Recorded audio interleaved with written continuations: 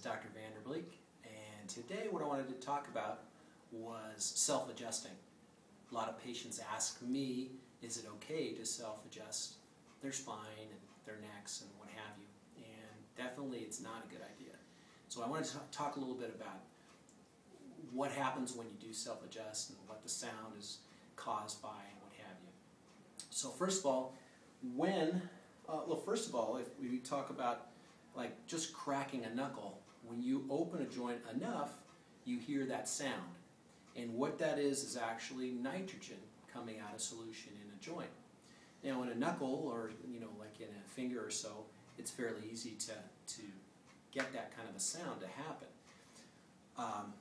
That in itself is produces a sound, and it takes a number of hours to develop enough nitrogen to build back up in the joint to actually crack that knuckle again. What we do in the office with patients and when we're doing our adjusting is we're actually doing the same type of an idea where we're opening the joints enough to where that sound occurs.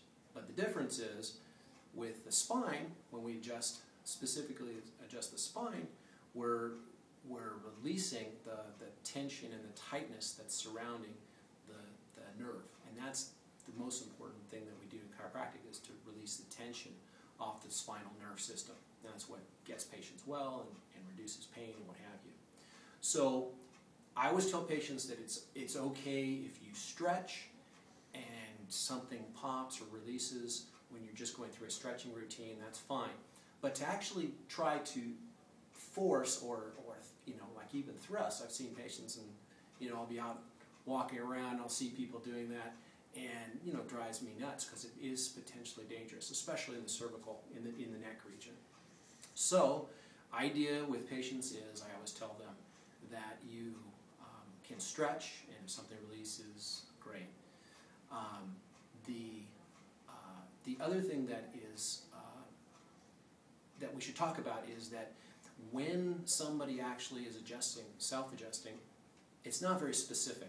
It's just a random motion that takes place, and there's not a real specific contact that takes place. And that's, again, the difference with what a chiropractor does when they're adjusting a patient.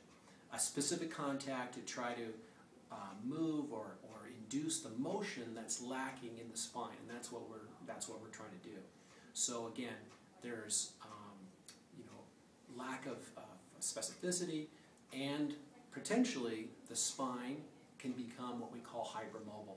In other words, it loses the integrity or the stability when you do this self-adjusting over and over and over again.